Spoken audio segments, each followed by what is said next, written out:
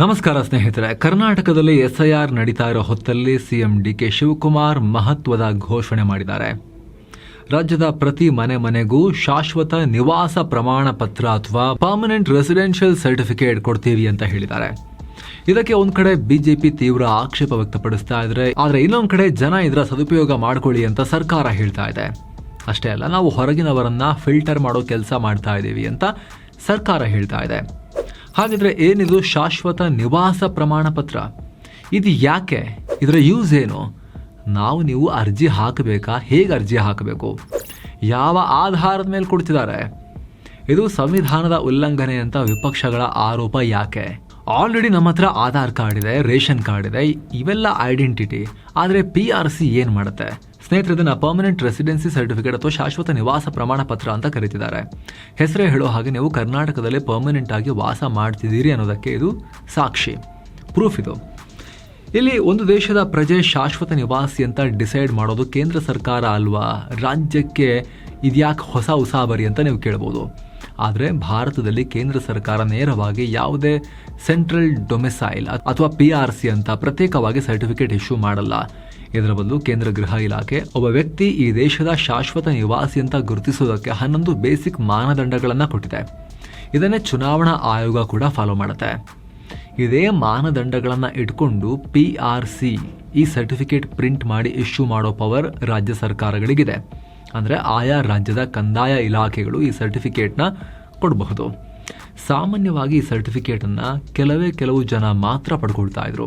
ಮಕ್ಕಳಿಗೆ ಕಾಲೇಜುಗಳಲ್ಲಿ state quota seat ಬೇಕು ಅಂದರೆ ಅಥವಾ ರಾಜ್ಯ ಸರ್ಕಾರದ ಉದ್ಯೋಗಗಳಲ್ಲಿ ಮೀಸಲಾತಿ ಬೇಕು ಅಂದರೆ ಈ ಸರ್ಟಿಫಿಕೇಟ್ ಕೇಳ್ತಾ ಇದ್ರು. ಹೀಗಾಗಿ ಯಾರಿಗೆ ಈ ರೀತಿ ಕೆಲಸಗಳಿಗೆ ಅಗತ್ಯ ಇತ್ತು ಅವರಷ್ಟೇ ತಗೊಳ್ತಾ ಇದ್ರು. ಆದರೆ ಈಗ ಸರ್ಕಾರ ಈ PRCಯನ್ನು ಮನೆಗೂ ತಲುಪಿಸೋಕೆ ಮುಂದಾಗಿದೆ. ಇದಕ್ಕೆ ಸರ್ಕಾರವೇ ಹೇಳೋ ಪ್ರಕಾರ 2 ಮುಖ್ಯ ಕಾರಣ ಇದೆಯಂತೆ.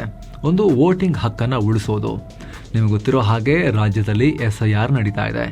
ಇದರಲ್ಲಿ ಅಧಿಕಾರಿಗಳು ನಿಮ್ಮ ನಿವಾಸ ದೃಢೀಕರಿಸೋದಕ್ಕೆ ದಾಖಲೆ ಕೇಳಿದ್ರೆ ಇದನ್ನು ಬಳಸ್ಕೋಬಹುದು ಅಂತ ಸರ್ಕಾರ ಹೇಳ್ತಾ ಇದೆ, ಕರ್ನಾಟಕ ಸರ್ಕಾರ.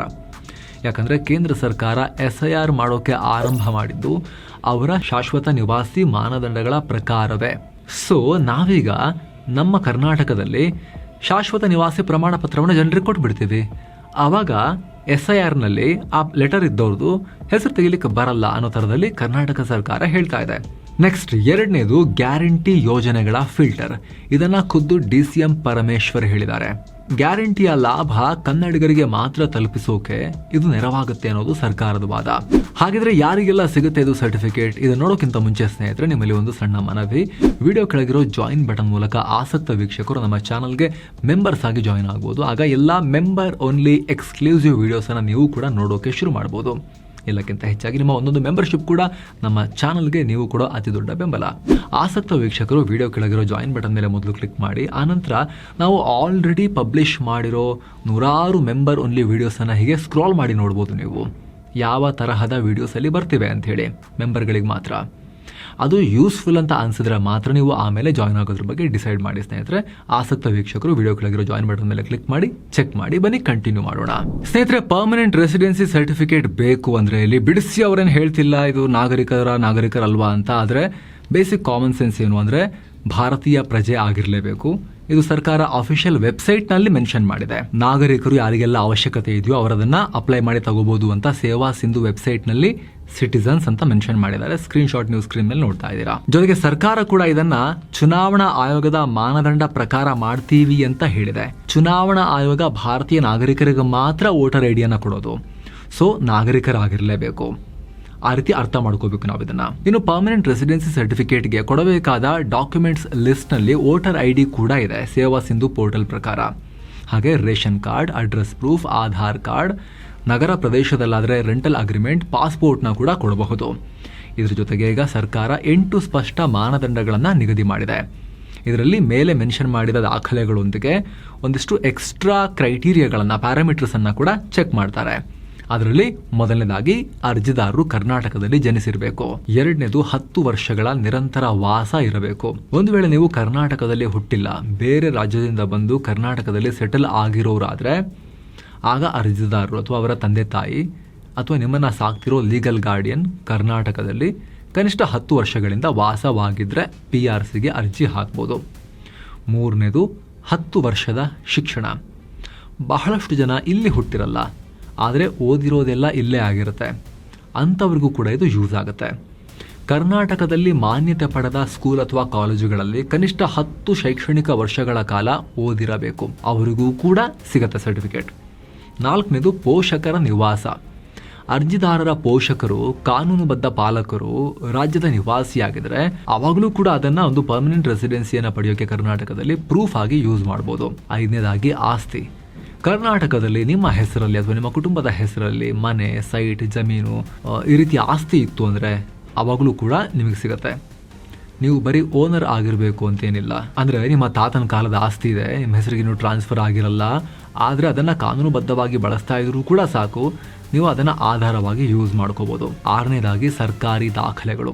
ನಿಮ್ಮ ಹೆಸರು, ಮತದಾರರ ಪಟ್ಟಿ, ಆಧಾರ್ ಕಾರ್ಡ್, ರೇಷನ್ ಕಾರ್ಡ್ ಅಥವಾ ಯಾವುದೇ ಕಂದಾಯ ದಾಖಲೆಗಳಲ್ಲಿ ಸಾಮಾನ್ಯ ನಿವಾಸಿ ಅಂತ ದಾಖಲಾಗಿರಬೇಕು. ಹಾಗೆ 7ನೇದಾಗಿ ಸರ್ಕಾರಿ ಸೇವೆ.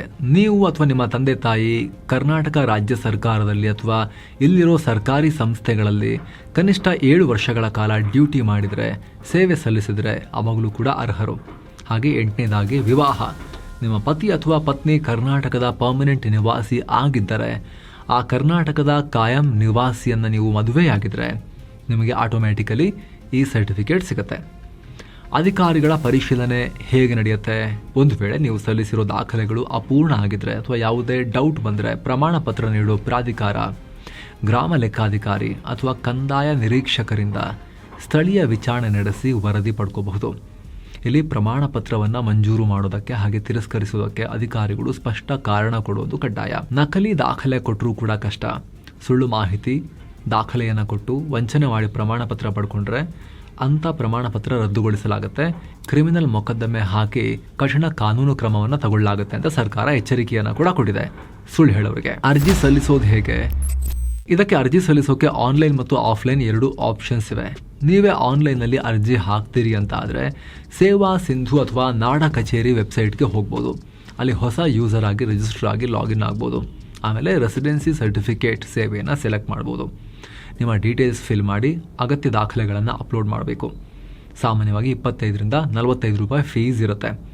ಅರ್ಜಿ ಸಬ್ಮಿಟ್ ಆದಮೇಲೆ ಒಂದು ಅಕ್ನಾಲೆಜ್ಮೆಂಟ್ ನಂಬರ್ ಬರುತ್ತೆ, ಅದನ್ನು ಸೇಫ್ ಆಗಿ ಬರೆದಿಟ್ಕೋಬೇಕು. ಅದರಿಂದ ನಿಮ್ಮ ಅರ್ಜಿ ಸ್ಟೇಟಸ್ ಏನಾಯಿತು ಅಂತ ಟ್ರ್ಯಾಕ್ ಮಾಡ್ಬೋದು. ಇನ್ನು ಆಫ್ಲೈನಲ್ಲೂ ಕೂಡ ನೇರವಾಗಿ ನಿಮ್ಮ ಹತ್ತಿರದ ಬೆಂಗಳೂರು 1, ಗ್ರಾಮ 1 ಅಥವಾ ಕಾಮನ್ ಸರ್ವಿಸ್ ಸೆಂಟರ್ಗೆ ಹೋಗಿ ಅಲ್ಲಿ ಫಿಸಿಕಲ್ ಫಾರ್ಮ್ ಅನ್ನು ಕೊಡ್ತಾರೆ, ಅರ್ಜಿಯನ್ನು ಕೊಡ್ತಾರೆ. ಅದನ್ನು ಭರ್ತಿ ಮಾಡಿ ನಿಮ್ಮ ದಾಖಲೆಗಳ ಜೆರಾಕ್ಸ್ ಕಾಪಿಯನ್ನು ಅಟ್ಯಾಚ್ ಮಾಡಿ ಆಮೇಲೆ ಅದನ್ನು ಸೆಂಟರ್ ಆಪರೇಟರ್ಗೆ ಕೊಡಬೇಕು. ಅವರೇ ನಿಮ್ಮ ಪರವಾಗಿ ಆನ್ಲೈನ್ನಲ್ಲಿ ಅಪ್ಲೋಡ್ ಮಾಡ್ತಾರೆ. ಅದನ್ನು ಅರ್ಜಿಯನ್ನು ಅಧಿಕಾರಿಗಳು ಪರಿಶೀಲನೆ ಮಾಡಿ 21 ದಿನಗಳ ಒಳಗಡೆ ಸರ್ಟಿಫಿಕೇಟ್ ಅನ್ನು ಇಶ್ಯೂ ಮಾಡ್ತಾರೆ. ಸೊ ಈ ರೀತಿ ಪರ್ಮನೆಂಟ್ ರೆಸಿಡೆನ್ಸಿ ಸರ್ಟಿಫಿಕೇಟ್ ಜೊತೆಗೆ ರಾಜ್ಯ ಸರ್ಕಾರ ಇನ್ನೊಂದು ಮಹತ್ವದ ಘೋಷಣೆಯನ್ನು ಕೂಡ ಮಾಡಿದೆ. ಭರ್ತಿ 4.85 ಕೋಟಿ ಡಿಜಿಟಲ್ ಜಾತಿ ಪ್ರಮಾಣ ಪತ್ರವನ್ನು ಹಂಚೋಕ್ಕೂ ಸರ್ಕಾರ ಮುಂದಾಗಿದೆ. ಈಗ ಆಲ್ರೆಡಿ ಜಾತಿ ಪ್ರಮಾಣ ಪತ್ರಗಳನ್ನು ಜಿಲ್ಲಾ, ತಾಲೂಕು ಮತ್ತು ಗ್ರಾಮವಾರು PDF ರೂಪದಲ್ಲಿ ವರ್ಗೀಕರಿಸಿ ಜಿಲ್ಲಾಧಿಕಾರಿಗಳಿಗೆ ಕಳಿಸಿದ್ದಾರೆ. ಜಿಲ್ಲಾ ಆಡಳಿತಗಳು ಈ ಪ್ರಮಾಣ ಪತ್ರಗಳನ್ನು ಪ್ರಿಂಟ್ ಮಾಡಿ ನೇರವಾಗಿ ಫಲಾನುಭವಿಗಳಿಗೆ ತಲುಪಿಸಲಿವೆ. ನಾಗರಿಕರು ಕೂಡ ನಿಗದಿತ ಸರ್ಕಾರಿ ವೆಬ್ಸೈಟ್ನಿಂದ ತಮ್ಮ ಜಾತಿ ಪ್ರಮಾಣ ಪತ್ರದ ID ಸಂಖ್ಯೆ, ಪಡಿತರ ಚೀಟಿ ಸಂಖ್ಯೆ ಅಥವಾ ಆಧಾರ್ ಸಂಖ್ಯೆಯನ್ನು ಬಳಸಿಕೊಂಡು ಪ್ರಮಾಣ ಪತ್ರಗಳನ್ನ ಫ್ರೀಯಾಗಿ ಡೌನ್ಲೋಡ್ ಕೂಡ ಮಾಡ್ಕೋಬಹುದು ಯಾವಾಗ ಬೇಕಾದರೂ. ಸೊ ಫ್ರೆಂಡ್ಸ್, ಇದಾಗಿತ್ತು ಕರ್ನಾಟಕ ಸರ್ಕಾರ ಹಂಚೋಕೆ ಹೊರಟಿರೋ ಪರ್ಮನೆಂಟ್ ರೆಸಿಡೆನ್ಸಿ ಸರ್ಟಿಫಿಕೇಟ್ ಬಗ್ಗೆ ನಿಮಗೆ ಕ್ವಿಕ್ ಆಗಿ ಮಾಹಿತಿ ಕೊಡೋ ಪ್ರಯತ್ನ. Thank you so much. ಆಗಲೇ ಹೇಳಿದ ಹಾಗೆ ವಿಡಿಯೋ ಕೆಳಗಿರೋ ಜಾಯಿನ್ ಬಟನ್ ಮೂಲಕ ನೀವು ನಮ್ಮ ಚಾನಲ್ಗೆ ಮೆಂಬರ್ಸ್ ಆಗಿ ಜಾಯಿನ್ ಆಗೋದನ್ನು ಕನ್ಸಿಡರ್ ಮಾಡ್ಬೋದು. ಮತ್ತೆ ಭೇಟಿ ಆಗ್ತಿರೋಣ. ನಮಸ್ಕಾರ.